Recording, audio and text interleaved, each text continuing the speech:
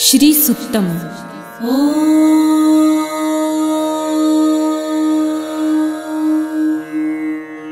हिरण्यवर्णां हरिणीं सुवर्णरजतस्रजां चन्द्रां हिरण्मयीं लक्ष्मीं जातवेदो म आवह ताम आवह जातवेदो लक्ष्मीमनपगामिनीं यस्यां हिरण्यं विन्देयं गामश्वं पुरुषानहम् अश्वपूर्वां रथमध्यां हस्तिनादप्रबोधिनीं श्रियं देवीमुपह्वये श्रीर्मा देवी जुषताम् कासोस्मितां हिरण्यप्राकाराम् आर्द्रां ज्वलन्तीं तृप्तां तर्पयन्तीं पद्मे स्थितां पद्मवर्णां तामिहोपह्वये श्रियम् चन्द्रां प्रभासां यशसा ज्वलन्तीं श्रियं लोके देवजुष्टामुदाराम् तां पद्मिनीं शरणमहं प्रपद्ये लक्ष्मीर्मे नश्यतां त्वां वृणे आदित्यवर्णे तपसोऽधिजातो वनस्पतिस्तव वृक्षोऽथ बिल्वः तस्य फलानि तपसानुदन्तु मायान्तरायाश्च बाह्या अलक्ष्मीः उपैतु मां देवसखः कीर्तिश्च मणिना सह प्रादुर्भूतो सुराष्ट्रेऽस्मिन् कीर्तिमृद्धिं ददातु मे शुत्वपासामलां ज्येष्ठाम् अलक्ष्मीं नाशयाम्यहम् अभूतिं समृद्धिं च सर्वानिर्णुद मे गृहात् गन्धद्वारां दुराधर्षां नित्यपुष्टां करिषिणीम् ईश्वरीं सर्वभूतानां तामिहोपह्वये श्रियम् मनसः काममाकुतिं वाचः सत्यमशीमहि पशूनां रूपमन्नस्य मयि श्रेयतां यशः कर्दमे प्रजाभूता मयि सम्भव कर्दम श्रियं वासय मे कुले मातरं पद्ममालिनीम्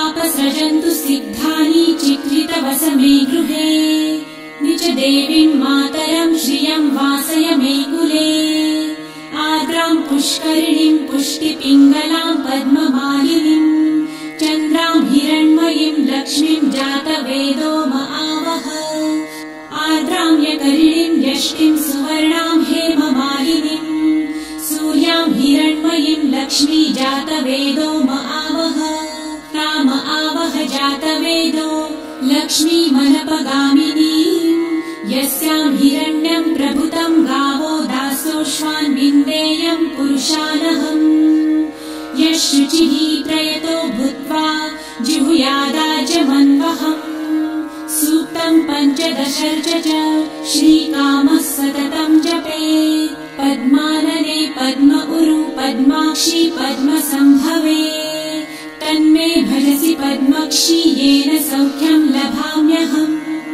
अश्वदायै गोदायै धनदायै महाधने धनं मे लभतां देवी सर्वकामाश्च देहि मे पद्मानने पद्मविपत्रे पद्मप्रिये पद्मदलायताक्षी विश्वप्रिये विष्णुमनोनुकूले त्वत्पादपद्मं मयि सन्निधस्त्वम् पुत्रपौत्रं धनं धान्यं हस्ताश्वादिगवेरथम् प्रजानां भवसि माता आयुष्मन्तं करोतु मे धनमग्निर्धनं वायुर्धनं सूर्यो धनं वसु धनमिन्द्रो बृहस्पतिर्वरुणं धनमस्तु मे वैनतेय सोमं पिबतु वृतः सोमं धनस्य सोमिनो मह्यं ददातु सोमिनः न क्रोधो न च मात्सर्य न लोभो नाशुभामतिः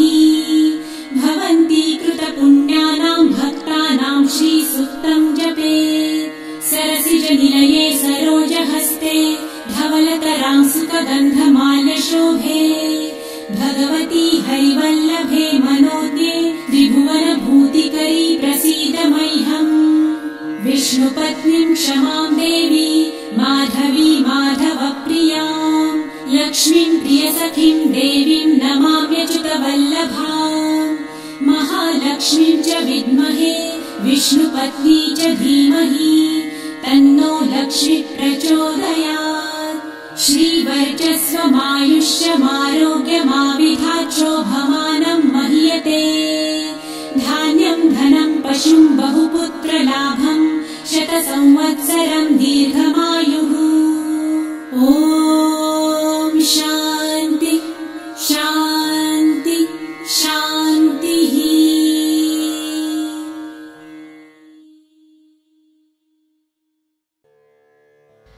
अर्गला स्तोत्रम। सर्व देवींना नमस्कार करून त्यांचे गुणगान करणारे हे स्तोत्र।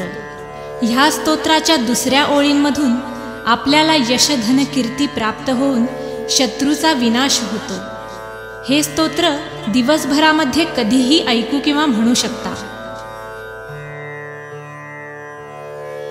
अथ अर्गला स्तोत्रम्। ॐ अस्य श्री अर्गला स्तोत्र मंत्रस्य विष्णु ऋषिः अनुष्टुप् छन्दः श्री महालक्ष्मीर्देवता श्री जगदम्बा प्रीतये सप्तशती पाठाङ्गत्वेन जपे विनियोगः। ॐ नमश्चण्डिकायै। मार्कण्डेय उवाच ॐ जय त्वं देवी चामुण्डे जय भूतापहारिणी जय सर्वगते देवी कालरात्रि नमोऽस्तुते। जयन्ती मङ्गला काली भद्रकाली कपालिनी दुर्गा शिवा क्षमा धात्री स्वाहा स्वधा नमोऽस्तुते। मधुकैटभविध्वंसी विधातृ वरदे नमः। रूपं देहि जयं देहि यशो देहि द्विषो जहि महिषासुरनिर्नाशी भक्तानां सुखदे नमः। रूपं देहि जयं देहि यशो देहि द्विषो जहि धूम्रनेत्रवधे देवी धर्मकामार्थदायिनी। रूपं देहि जयं देहि यशो देहि द्विषो जहि रक्तबीजवधे देवी चण्डमुण्डविनाशिनी। रूपं देहि जयं देहि यशो देहि द्विषो जहि निशुम्भशुम्भनिर्नाशी त्रिलोक्यशुभदे नमः। रूपं देहि जयं देहि यशो देहि द्विषो जहि वन्दिताङ्घ्रियुगे देवी सर्वसौभाग्यदायिनी। रूपं देहि जयं देहि यशो देहि द्विषो जहि अचिन्त्यरूपचरिते सर्वशत्रुविनाशिनी। रूपं देहि जयं देहि यशो देहि द्विषो जहि स्तुवब्धो भक्तिपूर्वं त्वां चण्डिके व्याधिनाशिनी। रूपं देहि जयं देहि यशो देहि द्विषो जहि चण्डिके सततं युद्धे जयन्ती पापनाशिनी। रूपं देहि जयं देहि यशो देहि द्विषो जहि देहि सौभाग्यमारोग्यं देहि देवी परं सुखं। रूपं देहि जयं देहि यशो देहि द्विषो जहि विधेहि देवी कल्याणं विधेहि विपुलां श्रियं। रूपं देहि जयं देहि यशो देहि द्विषो जहि विधेहि द्विषतां नाशं विधेहि बलमुच्चकैः। रूपं देहि जयं देहि यशो देहि द्विषो जहि सुरासुरशिरोरत्ननिघृष्टचरणेऽम्बिके। रूपं देहि जयं देहि यशो देहि द्विषो जहि विद्यावन्तं यशस्वन्तं लक्ष्मीवन्तश्च मां कुरु। रूपं देहि जयं देहि यशो देहि द्विषो जहि देवी प्रचण्डदौर्दण्ड्य दैत्यदर्पनिषूदिनी। रूपं देहि जयं देहि यशो देहि द्विषो जहि प्रचण्डदैत्यदर्पघ्ने चण्डिके प्रणताय मे। रूपं देहि जयं देहि यशो देहि द्विषो जहि चतुर्भुजे चतुर्वक्त्र संसुते परमेश्वरी। रूपं देहि जयं देहि यशो देहि द्विषो जहि कृष्णेन संस्तुते देवी शश्वद्भक्त्या सदाम्बिके। रूपं देहि जयं देहि यशो देहि द्विषो जहि हिमाचलसुतानाथ संस्तुते परमेश्वरी। रूपं देहि जयं देहि यशो देहि द्विषो जहि इन्द्राणीपति सद्भावपूजिते परमेश्वरी रूपं देहि जयं देहि यशो देहि द्विषो जहि देवी भक्तजनोद्दाम दत्तानन्दोदयेऽम्बिके रूपं देहि जयं देहि यशो देहि द्विषो जहि भार्यां मनोरमां देहि मनोवृत्तानुसारिणीं रूपं देहि जयं देहि यशो देहि द्विषो जहि तारिणी दुर्गसंसारसागरस्याचलोद्भवे रूपं देहि जयं देहि यशो देहि द्विषो जहि इदं स्तोत्रं पठित्वा तु महास्तोत्रं पठेन्नरः सप्तशतीं समाराध्य वरमाप्नोति दुर्लभम् इति श्रीमार्कण्डेयपुराणे अर्गलास्तोत्रं समाप्तम्।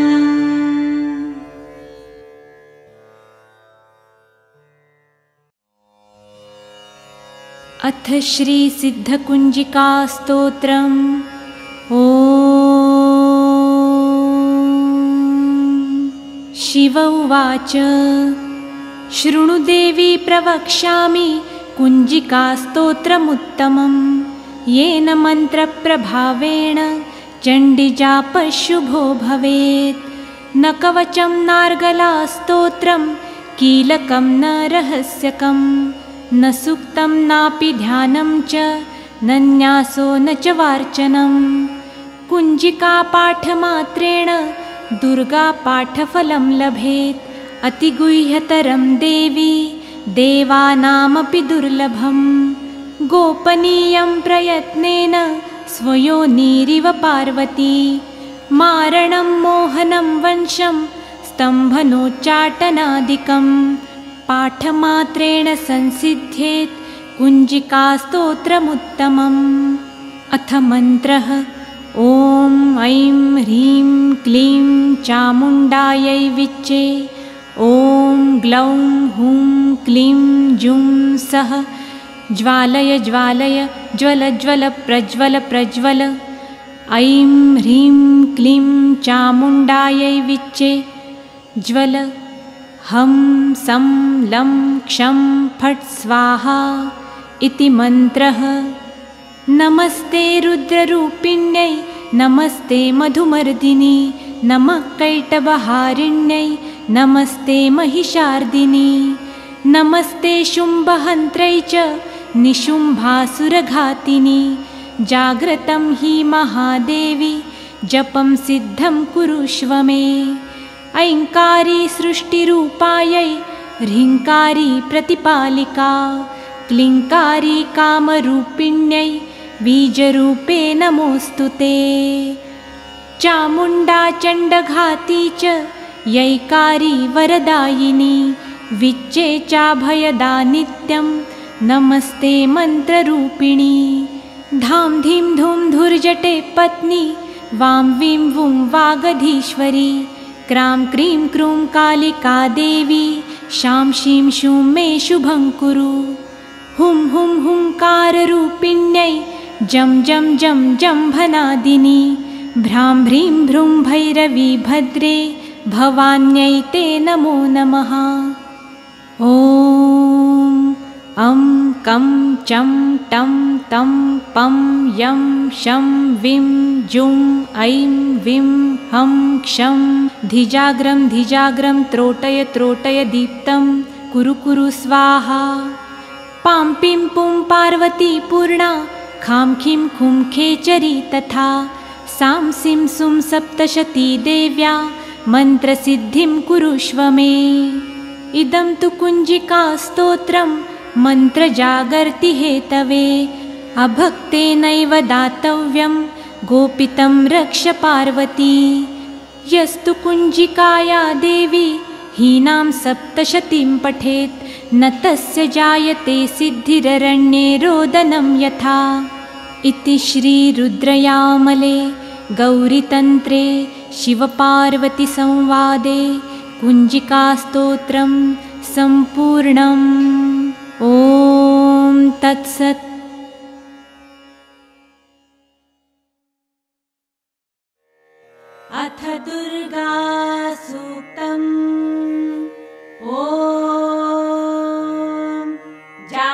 वेदसे सुनवाम सोममराति यतो निदहाति वेदः स नः पर्षदति दुर्गाणि विश्वानावेव सिन्धुं दुरितात्यग्निः तामग्निवर्णां तपसा ज्वलन्तीं वैरोचनीं कर्मफलेषु जुष्टाम् दुर्गां देवीगुं शरणमहं प्रपद्ये सुतरसि तरसे नमः अग्ने त्वं पारयानव्यो अस्मान् स्वस्तिभिरति दुर्गाणि विश्वा पुश्च पृथ्वी बहुला न उर्विभवातोकायतनयाय संयोः विश्वानि नो दुर्गः जातवेदः सिन्धुन्न नावा दुरितातिपर्षि अग्ने अत्रिवन्मनसा गृणानोऽस्माकं बोध्यविता तनूनाम् कृतनाजितगुं सहमानमुग्रमग्निगुं भुवेम परमात्सधस्थात् स नः पर्षदति दुर्गाणि विश्वाक्षामद्देवो अतिदुरितात्यग्निः प्रत्नोषिकमिड्यो अध्वरेषु सनाच्च होता नव्यश्च सत्सि स्वाञ्चाग्ने तनुवं विप्रयस्वास्मभ्यं च सौभगमायजस्व गोभिर्जुष्टमयुजो निषिक्तं तवेन्द्र विष्णोरनुसञ्चरेम नाकस्य पृष्ठमभिसंवसानो वैष्णवीं लोक इह मादयन्ताम् कात्यायनाय विद्महे कन्याकुमारी धीमहि तन्नो दुर्गिः प्रचोदयात् ॐ शान्ति शान्ति शान्तिः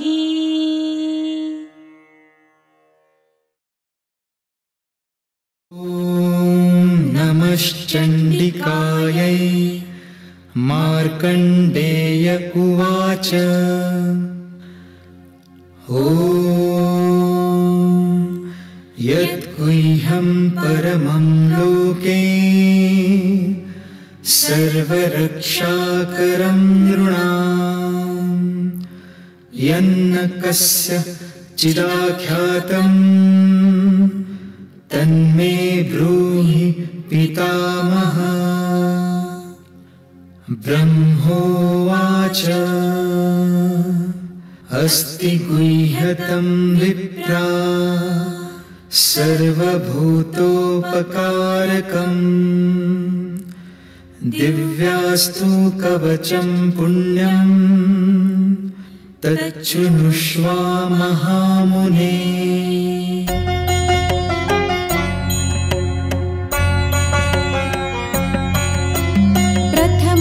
शैलपुत्री च द्वितीयं ब्रह्मचारिणी तृतीयं चन्द्रघण्टेति कुष्माण्डेति चतुर्थकं पञ्चमं स्कन्दमातेति षष्ठं कात्यायनीति च सप्तमं कालरात्रीति महागौरीति चाष्टमं नवमं सिद्धिदात्री च नवदुर्गा प्रकीर्तिता उक्तान्येतानि नामानि ब्रह्मणैव महात्मना अग्निना दह्यमानस्तु शत्रुमध्ये गतो रणे विषमे दुर्गमे चैव भयार्ता शरणं गतः न तेषां जायते किञ्चित् शुभं रणसङ्कटे नापदं तस्य पश्यामि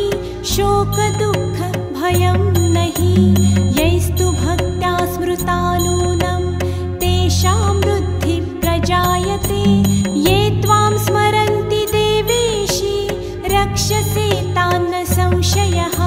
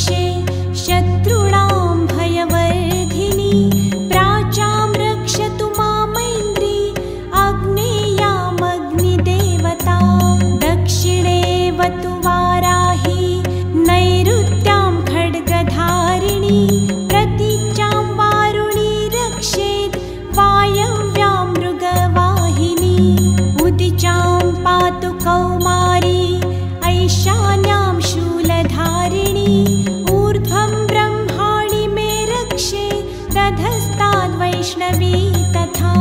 एवं दश दिशो रक्षे चामुण्डा शववाहना। जया मे जाग्रत पातु विजया पातु पृष्ठतः।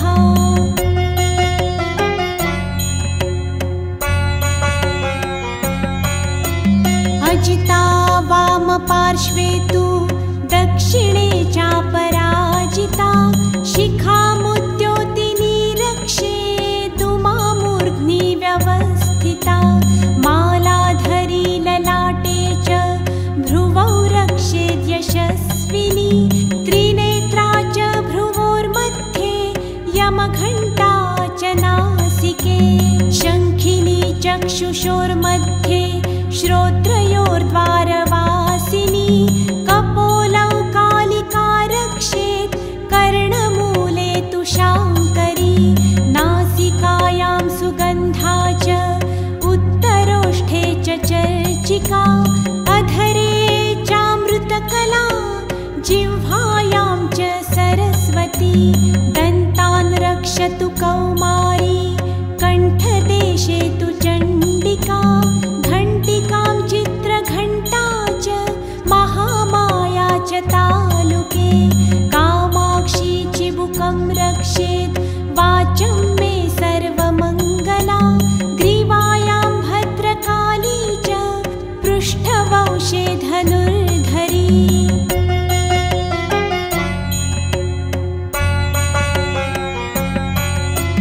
नीलग्रीवा बहिः कण्ठे नलिकां नलकूबरी।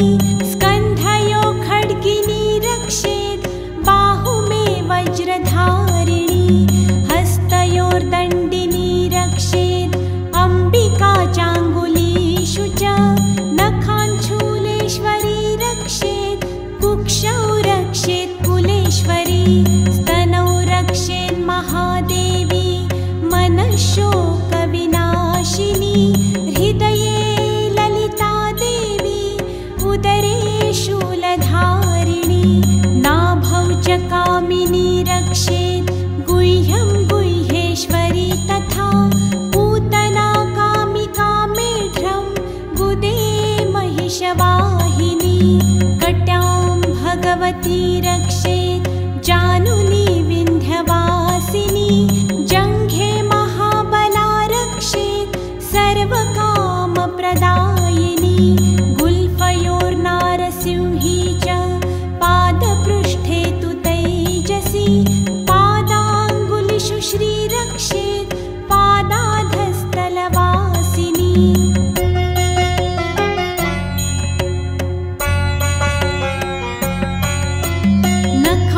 नखान्दंष्ट्राकराली च केशांश्चैवोर्ध्वकेशिनी।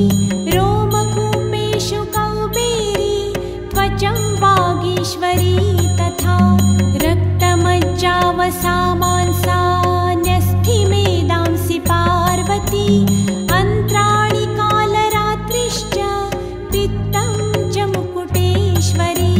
पद्मावती पद्मकोशे कफे चूडामणिस्तथा। ज्वालामुखी नखज्वाला मभेद्या सर्वसन्धिषु। शुक्रं ब्रह्माणि मे रक्षेत् छायां छत्रेश्वरी तथा। अहङ्कारं मनोबुद्धिं रक्षेन्मे धर्मधारिणी। प्राणापानौ तथा व्यानमुदानं च समानकं। वज्रहस्ता च मे रक्षेत् प्राणं कल्याणशोभना। रसे रूपे च गन्धे च शब्दे स्पर्शे च योगिनी। सत्त्वं रजस्तमश्चैव रक्षे नारायणी सदा।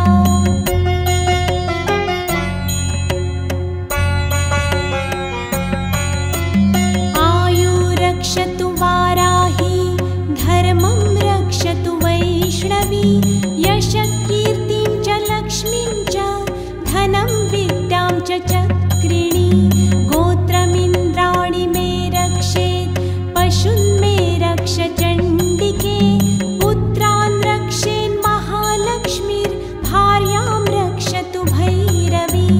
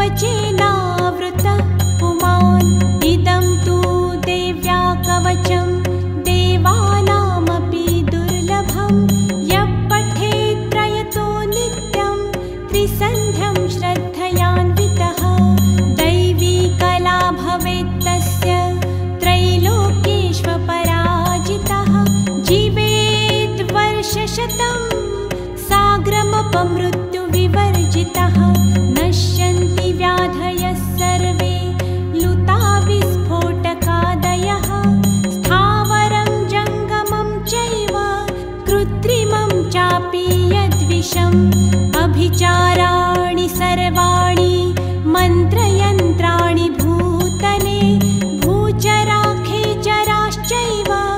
जलज्जाश्चोपदेशिकः सहजा कुलजामाला डाकिनी शाकिनी तथा अन्तरिक्षचरा घोरा डाकिनश्च महाबलः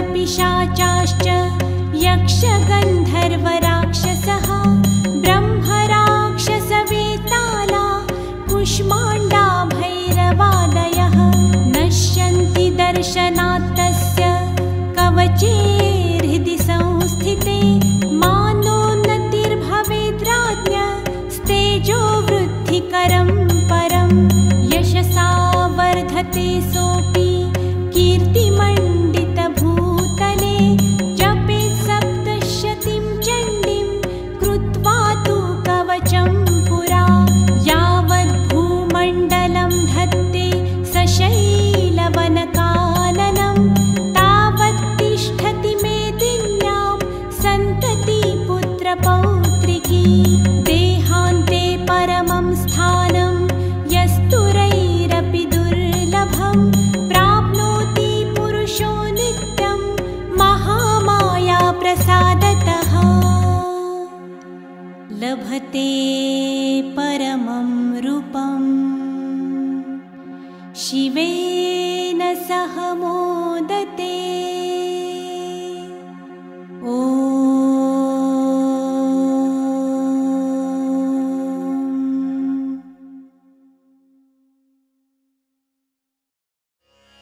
भगवती स्तोत्रम्।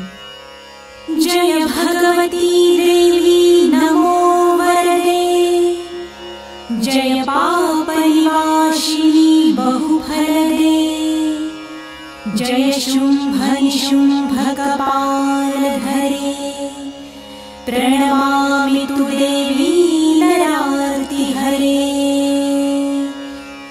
जय चन्द्रदिवाकरनेत्रधरे जय पावकभूषितवक्त्रवरे जय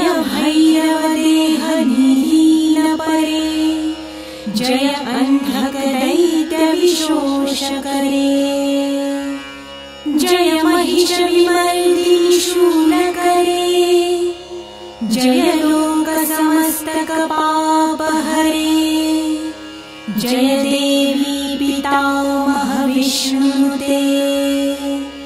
जय भास्करशक्रशिरावनते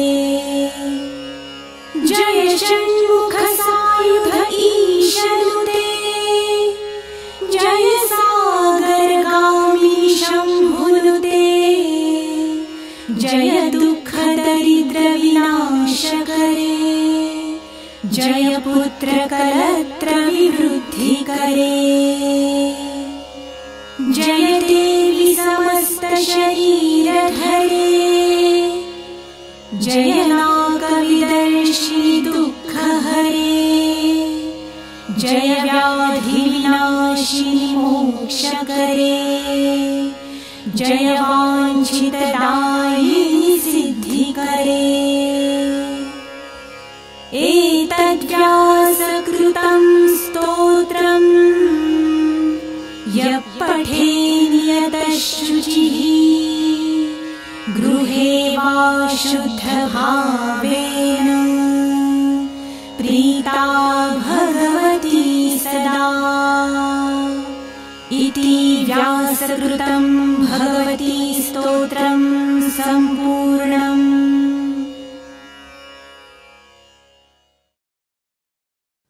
ॐ नमश्चण्डिकायै। मार्कण्डेय उवाच।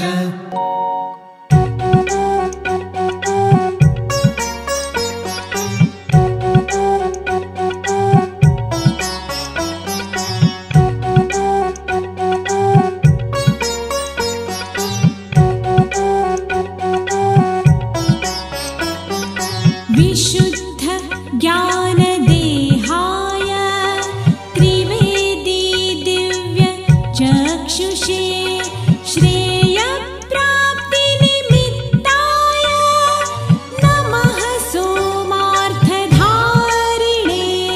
सर्वमेतद्विजानीयान् मन्त्राणामपि कीलकम् सोऽपि क्षेममवाप्नोति सततं जाप्य तत्परः।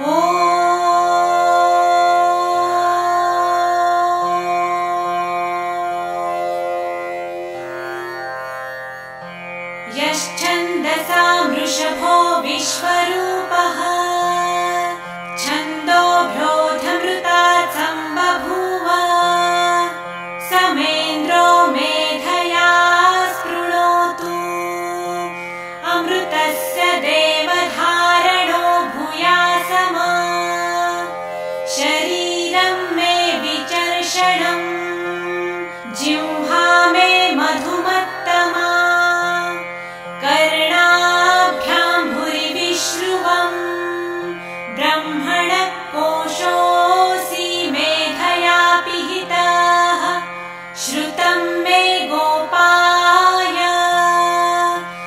ॐ शान्ति शान्ति शान्तिः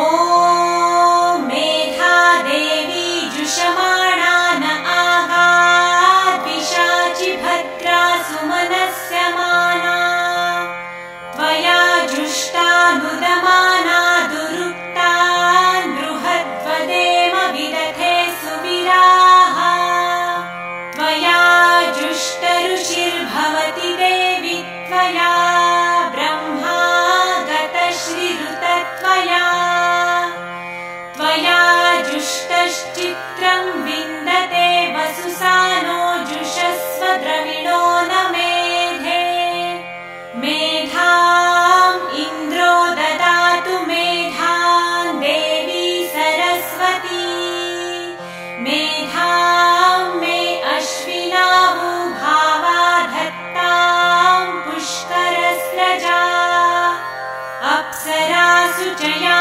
मेधा गन्धर्वेषु च यन्मनः दैवीं मेधा सरस्वती सा मां मेधासुरभिर्जुषताहुं स्वाहा आमां मेधासुरभिर्विश्वरूपा हिरण्यवर्णा जगति जगम्या ऊर्जस्वती पयसा पिन्वमाना सा मां मेधासु प्रतिका जुषन्ताम मयि मेधा मयि प्रजा मय्यग्निस्तेजो दधातु मयि मेधा मयि प्रजा मयीन्द्र इन्द्रियं दधातु मयि मेधा मयि प्रजा मयि सूर्यो भ्राजो दधातु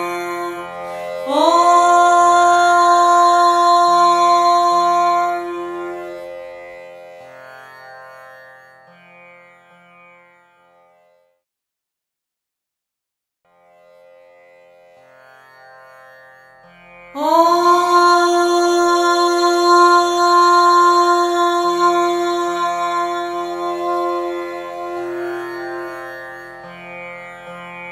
अथ प्रातः सूक्तम् ॐ प्रातरग्निं प्रातरिन्द्रं हवामहे प्रातर्मित्रा वरुणा प्रातरश्विनाः प्रातर्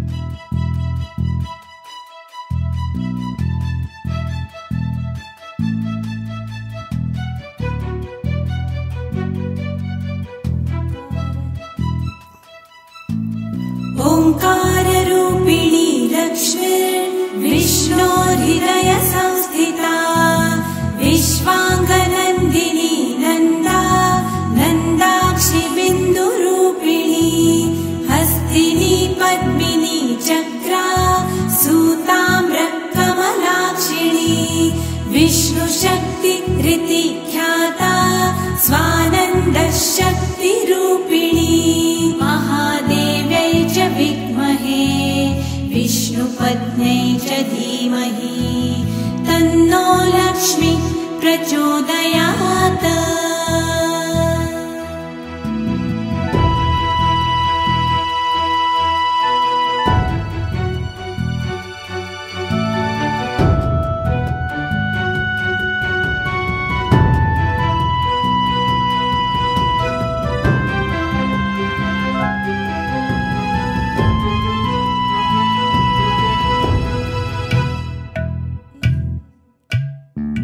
चतुष्षष्टि सुपीठस्था कोटिचन्द्रसमप्रभा आद्यन्तरहिता शक्तिर्मालिनी मन्त्रयोगिनी ब्रह्माण्डकोटिसंयुक्ता वाराहि हंसवाहिनी नादबिन्दुकलाशक्तिर्योगिस्थानसंस्थिता च विद्महे विष्णुपत्न्यै च धीमहि तन्नो लक्ष्मी प्रचोदयात्।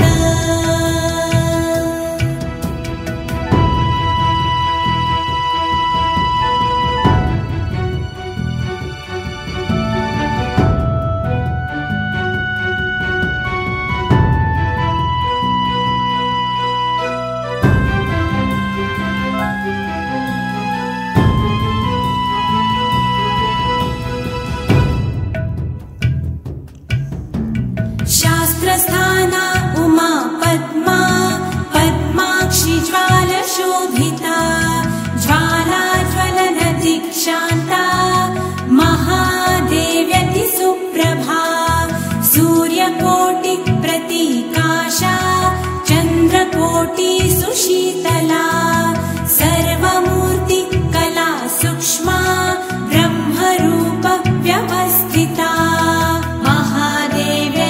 विद्महे विष्णुपत्न्यै च धीमहि तन्नो लक्ष्मी प्रचोदयात्।